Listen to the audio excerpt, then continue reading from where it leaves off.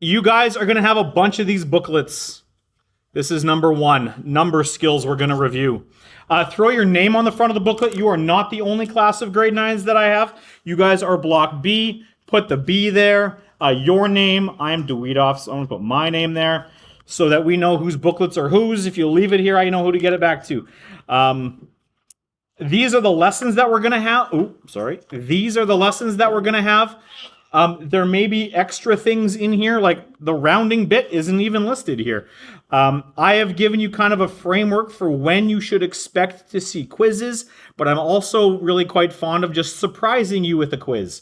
I like the surprise quizzes, not because I'm trying to punish you, but a surprise quiz is a really effective way for me to see on any given day how good you are right now. And I actually like giving my students practice dealing with a little bit of math anxiety for things that don't matter. Quizzes do not matter. And I will say this again and again and again. Quizzes do not matter. They are snapshots in time right now on any given day of what you do or do not know. You can do corrections on your quizzes for full marks. Quizzes that you do poorly on will get omitted when you show me you know how to do it on the test. A quiz is a really useful diagnostic tool for you and for me to show us both what you need to work on when the assessments actually matter. Quizzes do not matter. They will not sit around and punish you. But it is a nice little way to start to feel a little bit anxious in a safe environment so that when the test does come, you have gotten a little bit used to working with the math in and amongst a little bit of safe anxiety. I'm not trying to punish you, but I want you to practice being able to do the math in the midst of the panicking. Okay, here we go. Place value chart. Believe it or not, this is something we need to do. Here we go. So, place values always start in the middle. There's a decimal there. Let's make it really obvious what that decimal is. And we start labeling place values immediately to the left of the decimal. The place immediately left of the decimal is called the what? The ones. It also has other names. What else do we call that spot? Anybody know? Decimals. Oh, no, the decimals are on the right. I want this spot right here. The unit. This is also called the unit spot. You betcha. And from there, we move left and we move right. We work in a base 10 system, and so we go up by tens. So to the immediate left of that spot, the ones spot, we have the tens spot, is to the immediate left. And to the immediate right, what is that spot called? Decimals. This spot specifically, all of them together are called the decimals. Sam? The tenths spot. TENTHS. Everything to the right, like, and it's mirrored. That's the tens, that's the tenths. The THS tells you you're in the world of the decimals. The not having the TH tells you you're in the holes. You're in the big numbers up top here. As we move out to the left and to the right, one more. What spot is this? Hundreds. And to the right, we call that the hundredths spot. You betcha. Hundredths. The names are important. They matter. As we go out again, one more spot left and right. After the hundreds, we have the thousands. And to the right, we have the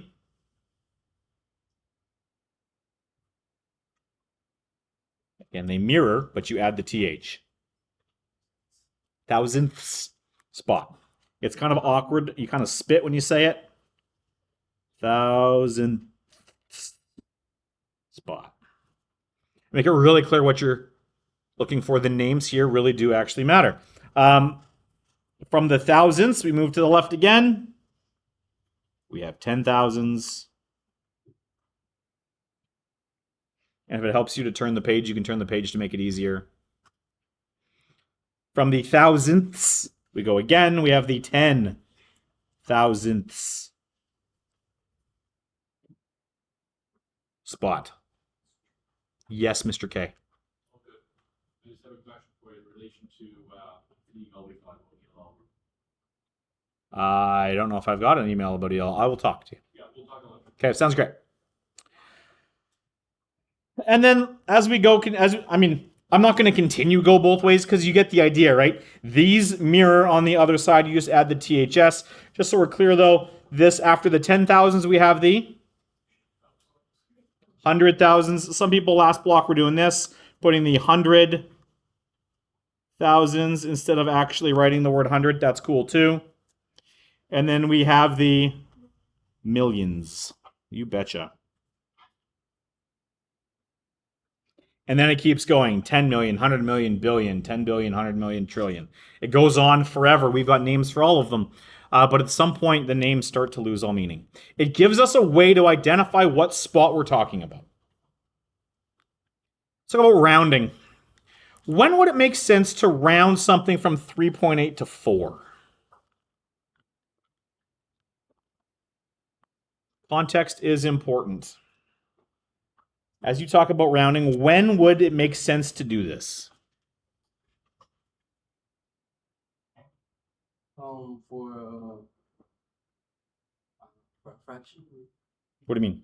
like an operation that you cannot use decimal points. Oh, you're talking about turning into a fraction? Yeah. Okay. Thought? When else would it make... I think it was your class. I gave you an example on the board of something on like the first day. Of sometimes when it doesn't make sense to have decimals, where it makes sense to round to wholes. Sam. Yeah, like when you're talking about people. Is there such a thing as half of a person? If I chop your legs off, are you less of a person? No, you're a whole person with no legs. But you're still a whole person. There are certain times in context when it makes sense to round away from the decimals. If I told you that, well, 3.8 people are coming to the party, it probably means 4 people are coming to the party. If I told you to go to the store and buy me 3.5 bananas, is the store going to let you buy 3.5 bananas? No, you have to buy 4 bananas. I don't need the extra half, but so there are contexts in which we're going to talk about things where it makes sense to absolutely round.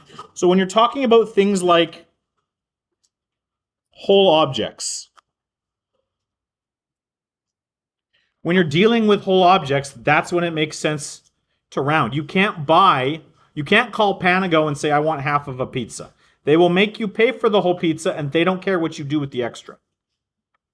If you go to Fresh Slice, you can buy half a pizza. When would it not be appropriate to round? When would rounding be a bad idea? When you're at the supermarket and your total is $3.8. Yeah. Yeah, if you owe me $3.80, I say just make it $4. I mean, it's only 20 cents. You might not want the dimes, but at the end of the day, you're giving me more money than you owe me, right? Let's say it's a bigger number. Let's say it's $380. If I just say, make it $400, you're probably going to say no. Or if it's $3,800, just make it $4,000. No, I don't want to give you the extra $200. Right? Like, there are times when it's not appropriate to round. Often when you're dealing with money, you do not want to do the rounding. I mean, they round with pennies now because pennies don't exist unless you pay with card and then they don't round. But generally speaking, you want to avoid rounding at all costs if you're dealing with money. You pay more than you have to. So there's different contexts when rounding matters or doesn't. Let's review how to round, shall we? If I gave you this, and I'll put some rounding instructions over here. Rounding. How do we round? Yeah, Dea. The number all the way to the right. What do you mean all the way to the right? Like if we're rounding for the decimals, it'd be where was it from the decimal point. So if I gave you this number here, 5.2498, you're telling me if I asked you to round this, you'd go all the way to the end every time? But it depends. So it's like, right now we're supposed to be rounding to the thousands, making a even number. Oh, wait, what? I was thinking. You're tweaking? That's okay. You can round to any spot, right? Like I can tell you, I would take the same number, we can round it to any of these spots, right? Like we're allowed to do that. Are we comfortable with that concept? So, Dale, let's go back to what you were saying. Let's narrow your focus a little bit. What if I told you to round this number, 5.2498, to the nearest tenth? What would you do? You would look at 4. Yeah, you look at the 4, and then you round down to the 4, right? When would you round up? When it's above, when it's a 5 and above. Okay, cool. Let's write down those instructions from Dea. Thank you, sir. So when you're rounding, just so we're really clear, I'll put in the instructions that Dea just said. When you're rounding, you look one spot to the right.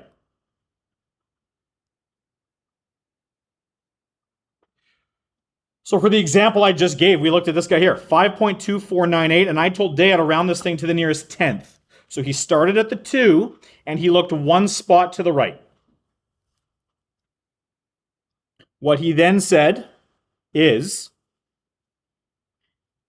if it's 5 or more, go up. If it's 4 or less, stay. And then after you've rounded your spot, what happens to all the other values? It's the one thing you didn't say, Dea. What do you do with all of the other numbers there?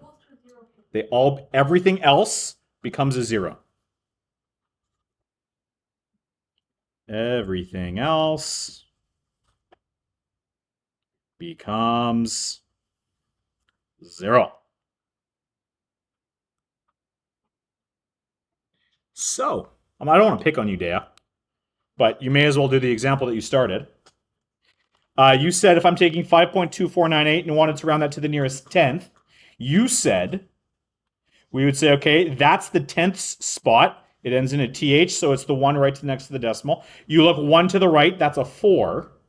4 is less than 5, so the 2 is going to stay a 2. Everything else to the right becomes a 0. So then this number would become 5.2000, and then to finish it off, we don't actually need to include any of these zeros because all I want is something in the tenths spot. So this thing would just be 5.2.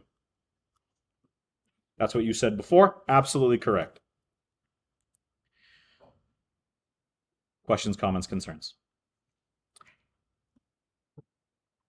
If there are none, how would I take the exact same number and round it to the nearest hundredth? Somebody else. Yes, sir. Brinder.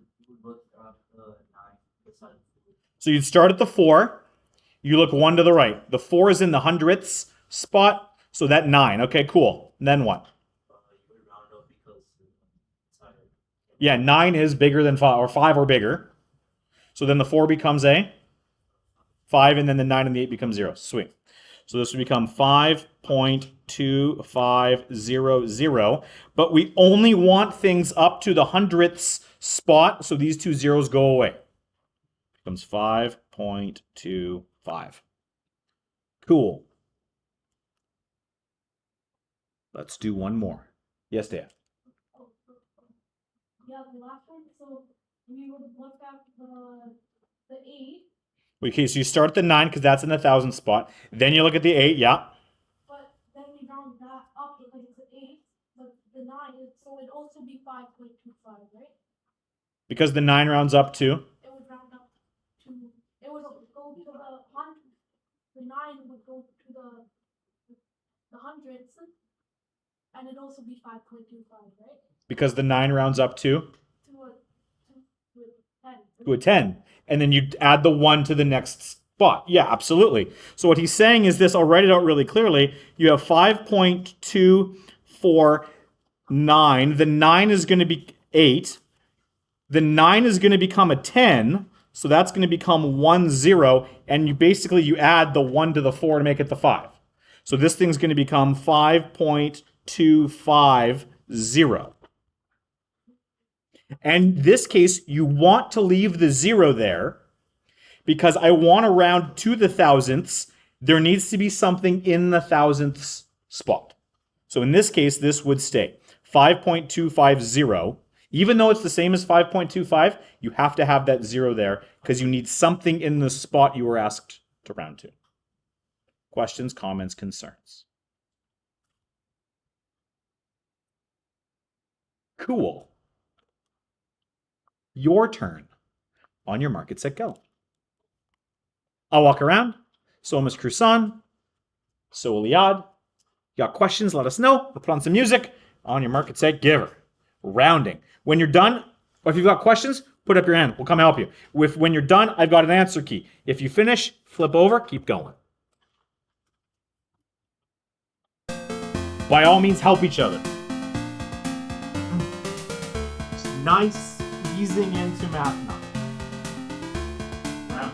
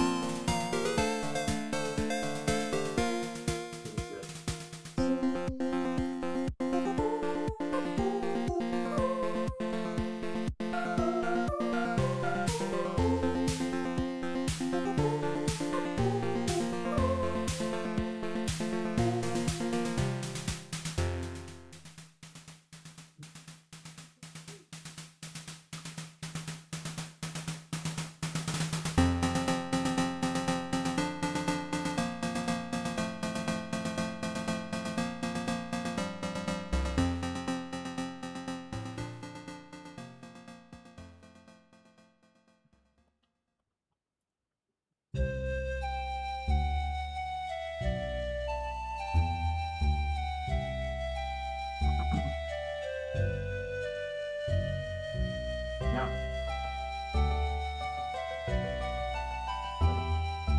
Done? Check. I'm just going to switch around to 2 for 10. Steve always 3 for 1 back. You want something in that spot. So, 10 again. 10. You want something in the 10 spot. You want something up to that spot. So, look, bed sheet, 2 spots. 100. 2 less places. This one goes down. Close bed sheet on. Yes. Done?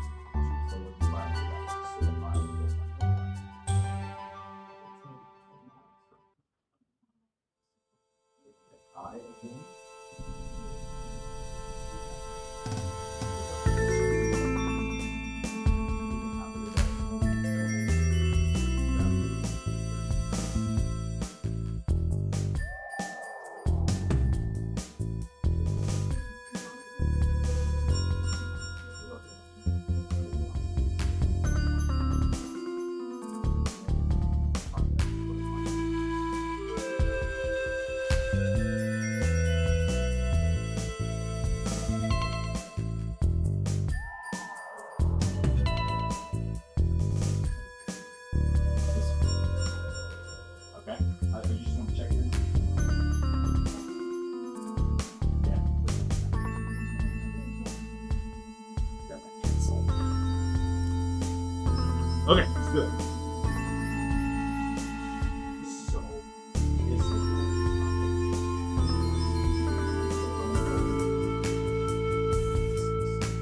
If this number, if the number to the right is 5 or larger, which is this number, you go to that.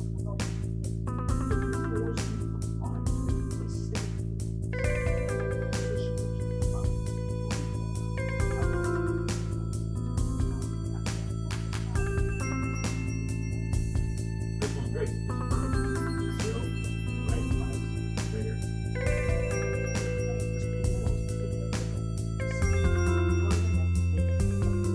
Finish.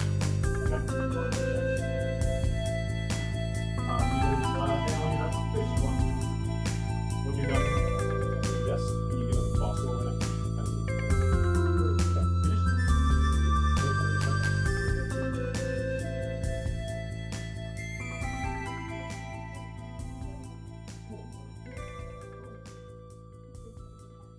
Oh,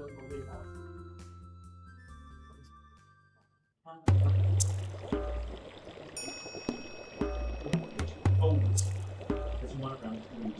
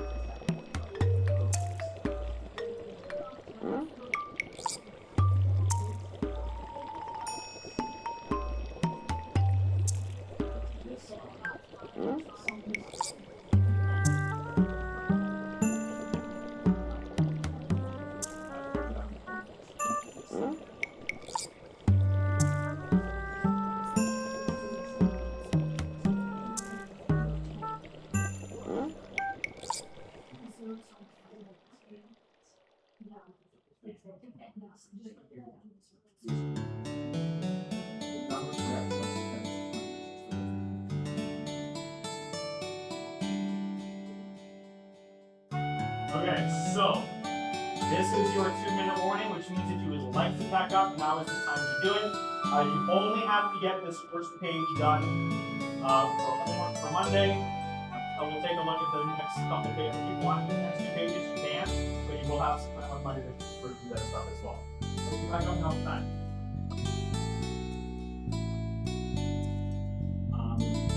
So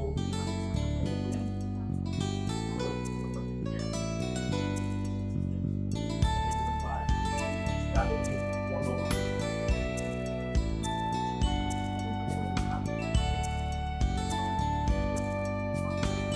So you've got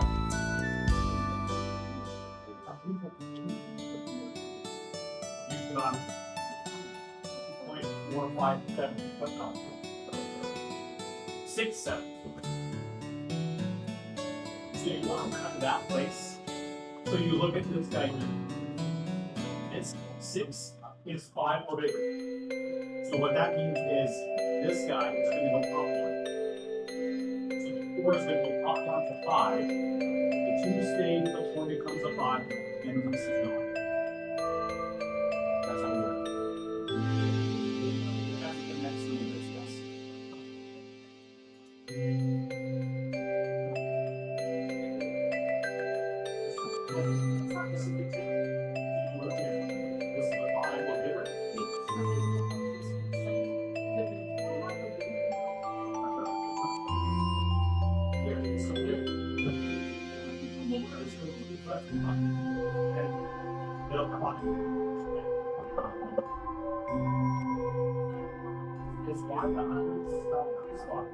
After we get guys, we'll see on Monday.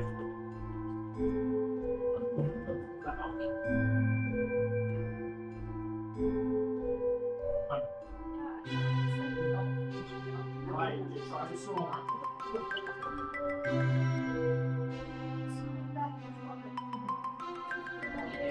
Oh, who thought that my ass? Okay.